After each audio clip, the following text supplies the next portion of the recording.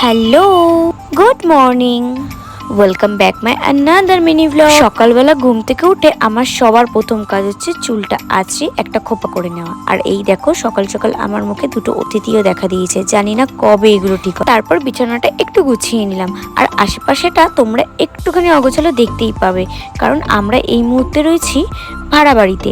যেহেতু আমাদের নতুন ঘর হচ্ছে, মানে বাড়ি হচ্ছে, তো আমরা ভাড়া বাড়িতে রয়েছি। আর আমরা খুব তাড়াতাড়ি নতুন বাড়িতে চলে যাব, যেই কারণে এই রুমটা আমরা সেরকমভাবে গোছাইনি, কোনো মতে জিনিসপত্র নিয়ে এসেই রেখে দিয়েছি।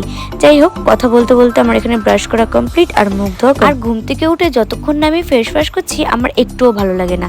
যাই হোক, ফেস ওয়াশ করে এখানে আমি মুখটা একটুখানি পুছে নিচ্ছি, নিয়ে আমার সকালে যে স্কিন কেয়ার আছে সেটা আমি কমপ্লিট করে নিচ্ছি। আর সেরকম বলতে কিছুই না, জাস্ট একটা পিম্পলসের জন্য আমি সিরাম ইউজ করি, ময়শ্চারাইজার, আর সব থেকে ইম্পর্টেন্ট যেটা হচ্ছে সানস্ক্রিন। স্কিন কেয়ার করার পর না মুখটা একটু চকচক করে, আর সেটা দেখতে আমার খুব ভালো লাগে। আর এখানে দেখো গোল্লাপুকুকে আমি ওষুধ খাইয়েছি, যার কারণে ও আমার উপর রাগ করে ওখানে ঢুকে শুয়ে আছে। আর এই মধ্যেই আমি সকালের যে টিফিন আছে সেটা আমি বানিয়ে নিচ্ছিলাম। আর আমি যে খাটে খাচ্ছি তার একমাত্র কারণ হচ্ছে এই বাবুমশাই।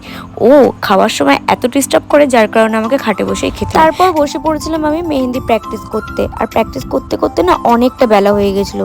তারপর চলে গেছিলাম স্নান করতে। স্নান সেরে এসে না আমি মুখে সেরকম কিছু আর লাগাই না, শুধুমাত্র সানস্ক্রিনটাই লাগাই। আর যেহেতু সকালবেলা আমি স্কিন কেয়ার করে নিয়েছিলাম, তাই অন্য কিছু লাগানোর কোনো দরকার নেই। আর সানস্ক্রিনটা লাগানোর পরও না মুখটা অনেকটা গ্লো করে। তারপরে কি করব, মা অনেক দিন ধরে বলছিল যে ওর হাতের নখগুলো অনেক বড় হয়ে গেছে কাটার জন্য, তাই ওকে টেনে হিচড়ে বার করে আমি বসে পড়েছি ওর নখ কাটতে। আর বাবু মশাই যা ঢং করে, অনেক বুঝিয়ে সুজিয়ে আদর করে করে তারপর তার হাতের নখ কাটতে হয়। দেখতেই পাচ্ছ ও নখ কাটবে না, পালিয়ে যাচ্ছে। তারপর ওকে আদর করতে করতে বসে বসে ভুলিয়ে ভালিয়ে আমি ওর সব কটা নখ কেটে ফেলেছি। যাই হোক, তারপরে দেখো এখানে ওকে একটু আদর করে নিচ্ছিলাম, এইভাবে আদর করলে না খুব পছন্দ করে।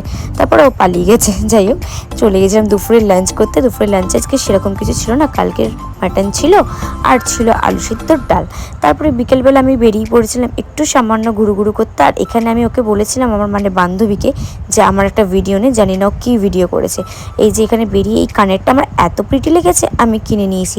তারপর সোজা চলে গেছিলাম ফুচকার দোকানে। ফুচকার দোকানের কাকু এত ফুচকায় জাল দিয়েছে যে আমার সাথে সাথে পেটে ব্যথা শুরু হয়ে গেছিলো। তারপরে বাড়ি আসার পর খেয়ে নিয়েছিলাম ঠান্ডা ঠান্ডা সোডা। আর বাড়ি আসতে না আসতেই আমার পুগু মহারাজের আবদার, তাকে একটু কোলে করে নিয়ে আদর করতে হবে। আর এই যে বললাম, তখনই ওইভাবে কোলে উঠতে খুব পছন্দ করে। এইভাবে কোলে উঠে আমাকে কিছুক্ষণ আদর করলো, আমি একটু আদর করলাম। তারপরে ওর জানি না কি আবদার ছিল, ওকে আর একটু আদর টাদর করে আমি বাড়ি এসেই ফ্রেশ হয়ে গেছি। ফ্রেশ না, মানে জাস্ট ড্রেসটা চেঞ্জ করেছি, এবার যাবো ফ্রেশ হতে।